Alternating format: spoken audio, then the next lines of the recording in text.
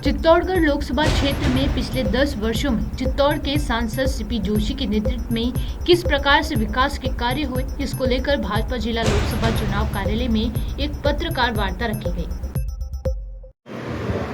जो विकास के काम हुए, अगर हम लोकसभा क्षेत्र की भी बात करें तो भी जन जन में एक मैसेज है कि सीपी जी के सांसद रहते हुए रेलवे के बारे में लीजिए तो विद्युतीकरण, अमान परिवर्तन, आपके रेलवे स्टेशनों का विकास, विश्व स्तरीय रेलवे स्टेशनों का निर्माण, बड़ी शादी और भी बड़ी शादी रेलवे जो एक लंबी डिमांड थी और आंदोलन हो रहे थे और जो एक असंभव सा लगता था वो काम हुआ। उसके बाद उसको मालवा से जोड़ना, फिर उसको मारवाड़ से जोड़ना, अभी बेगून जो मंदसौर से जो बेगून वाली जो रेलवे लाइन की बात लीजिए, ये भी एक असंभव सा काम लगता था, वो आपके सामने है और सर्वे का उसमें स्वीकृति हुई है। ऐसे रेलवे के अलावा विमानन क्षेत्र में देखिए लगभग 1500 करोड़ से ज़्यादा के काम आज उदयपुर एयरपोर्ट पर प्रगतिरत है।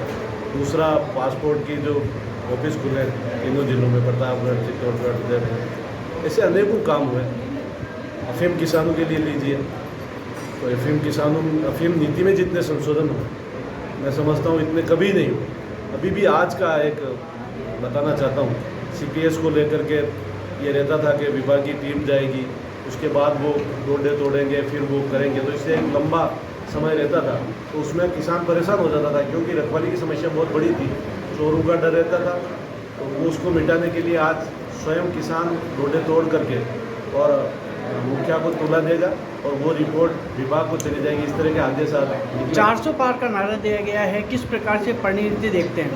देखो, 400 पार का नारा जो अगर देखें तो जिस दिन 400 का नारा दिया था उस दिन हो सकता है कुछ लोगों को संशय रहा होगा, लेकिन ये आज जब बात कर रहे हैं तो आज जन जन के अंदर हो गया कि अब की बार 400 पार का जो नारा है वो सत्य होने वाला है। और ये हमारे नेतृत्व की एक प्रमाणिकता भी है।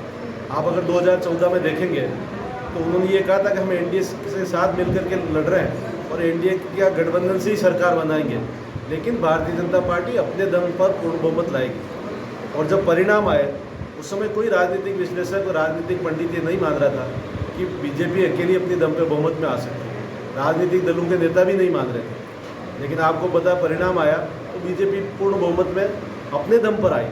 उसके अलावा उन्होंने ये कहा था कि 100 सीटें कांग्रेस नहीं लाएगी, तो उस समय कांग्रेस की 100 सीटें नहीं आई थी, 50 के इर्द गिर्द ही निपट गए थे। इसके अलावा उन्होंने एक घोषणा और की थी कि किसी भी स्टेट में कांग्रेस की 10 सीटें नहीं आएगी, तो वाकई में 10 सीटें नहीं आई। उसके बाद 2019 के चुनाव में देखिए उन्होंने कहा कि अब की बार 300 पार, तो 303 सीटें हमारी। तो हमारा जो नेतृत्व बात करता है ठोस आधार पर, उसके अनुभव के आधार पर करता है, इसलिए सबको ये विश्वास है कि अब की बार जो 400 पार का नारा है वो सत्य होने वाला ही।